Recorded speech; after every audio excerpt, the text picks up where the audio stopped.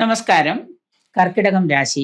കർക്കിടകം രാശിയിൽ പുണർദത്തിന്റെ അവസാന പൂയം ആയില്യം നക്ഷത്രക്കാരാണ്. കർക്കിടകം രാശിക്കാർക്ക് ശരിക്കു പറഞ്ഞാൽ വ്യാഴം ജന്മത്തിലാണ്. ഇവരുടെ കഴിഞ്ഞ കുറേ കാലമായിട്ട് ശനി ഇവരെ വല്ലാണ്ട് ഉപദ്രവിച്ചുകൊണ്ടിരിക്കുകയായിരുന്നു. ഇപ്പൊ ശനി ഇവർക്ക് അനുകൂലമായിട്ട് നിൽക്കുന്ന ഒരു കഴിഞ്ഞ മാറ്റം തൊട്ട് ശനി ഇവർക്ക് അനുകൂലമായിട്ട് നിൽക്കുകയാണ്. എങ്കിലും ജന്മത്തിലെ വ്യാഴം ഗോചരം ചെയ്യുന്നതുകൊണ്ട് സംക്രമിക്കുന്നതുകൊണ്ട് കർക്കിടകം രാശിയുടെ 5, 7, 9 ഭാവങ്ങളിൽ ദൃഷ്ടി വരുന്നുണ്ട് വ്യാഴത്തിന്. വ്യാഴം സ്വന്തം രാശിയിൽ ഗോചരം ചെയ്യുന്നതിനാൽ ധാരാളം ഗുണാനുഭവങ്ങൾ നിങ്ങൾക്ക് പ്രതീക്ഷിക്കാവുന്നതാണ്. സന്താനഭാഗ്യം, കുട്ടികളില്ലാതെ ചികിത്സയോഗം വഴിപാടുമായിട്ടൊക്കെ കഴിഞ്ഞിരുന്നവർക്ക് അത് ഏതെങ്കിലും തരത്തിൽ ഫലവത്താവുന്നൊരു കാലമാണ്. സന്താനഭാഗ്യം കാത്തിരുന്നവർക്ക് അതിനുള്ള യോഗം വന്നു ചേരുന്നുണ്ട്. ചികിത്സകളൊക്കെ ഫലവത്താവുകയും അതുപോലെ തന്നെ പ്രാർത്ഥനകളുമൊക്കെ ഫലവത്താകുന്നൊരു കാലഘട്ടമാണ് ഈ വ്യാഴത്തിൻ്റെ ഒരു ഗോചരം എന്ന് പറയുന്നത് കർക്കിടക രാശിക്കാർക്ക്. അതുപോലെ മക്കളുടെ വിവാഹം നടക്കാതെ വിഷമിച്ചിരുന്ന മാതാപിതാക്കൾക്ക് മക്കളുടെ വിവാഹം നടക്കാം. വിവാഹ നിശ്ചയമെങ്കിലും നടത്തി വയ്ക്കാനായിട്ട് സാധിക്കുന്നതാണ്.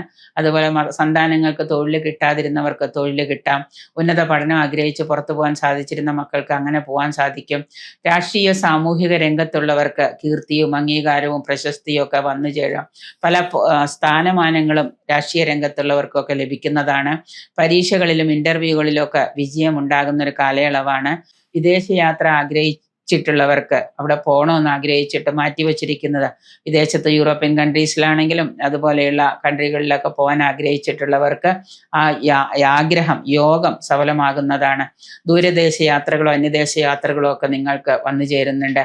അതുമൊക്കെ നിങ്ങൾക്ക് ഫലവത്തായിട്ട് മാക്സിമം ഉപയോഗിക്കാനൊക്കെ പറ്റും.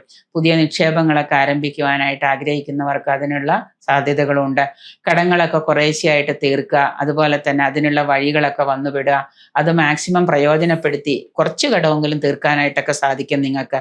കറക്റ്റായിട്ട് ബാങ്ക് ലോണുകളൊക്കെ അടച്ചു പോകാനുള്ള സാധ്യതകളൊക്കെ നിങ്ങളിലേക്ക് തെളിയുന്നുണ്ട്. അത് നിങ്ങളെ വല്ലാതെ അലട്ടിയിരുന്ന രോഗങ്ങൾ, അതിനൊക്കെ നിങ്ങൾക്ക് ആശ്വാസം കിട്ടുന്നതാണ്. കേസോ കോടതിയോ ഒക്കെ ആയിട്ട് സ്വത്ത് തർക്കങ്ങളോ ചെക്ക് കേസുകളോ ഒക്കെ നിലനിന്നിരുന്നവർക്ക് അതൊക്കെ അനുകൂലമായിട്ടൊരു വിധി വരുന്നൊരു മാറ്റമാണ് ഈ വ്യാഴത്തിൻ്റെ ഗോചരം കൊണ്ട് നടക്കുന്നത്.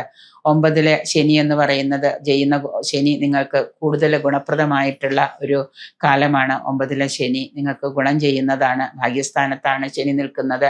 ഇതിനു മുമ്പൊക്കെ 7ലും 8ലും ഒക്കെ ശനി സഞ്ചരിച്ചിരുന്നു. ഇപ്പൊ ശനി 9ലാണ്. വ്യാഴം മാത്രമേ നിങ്ങൾക്ക് കുറച്ച് മോശമായിട്ടുണ്ടായിരുന്നുള്ളൂ. ഇപ്പൊ വ്യാഴം നിങ്ങൾക്ക് അനുകൂലസ്ഥനായിട്ട് വരുന്നുണ്ട്.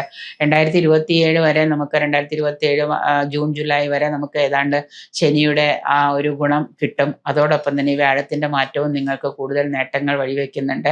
എങ്കിലും നിങ്ങളുടെ ജാതക പരിശോധനയൊക്കെ കൊണ്ട് കൂടുതൽ ദോഷങ്ങൾ കുടുംബത്തിലോ അല്ലെങ്കിൽ മറ്റെവിടെയെങ്കിലും ഒക്കെ വാസ്തുപരമായിട്ടൊക്കെ എന്തെങ്കിലും ദോഷങ്ങളുണ്ടെങ്കിൽ അതും കൂടെ പരിഹരിച്ചുകൊണ്ട് സന്തോഷമായിട്ട് മുന്നോട്ട് പോകാനായിട്ട് കൂടുതൽ ദോഷപ്രദമായിട്ടുള്ള കാര്യങ്ങൾ മാറ്റി ഗുണപ്രദമാക്കാനായിട്ട് പ്രാർത്ഥനകൾ സ്വായത്തമാക്കുക.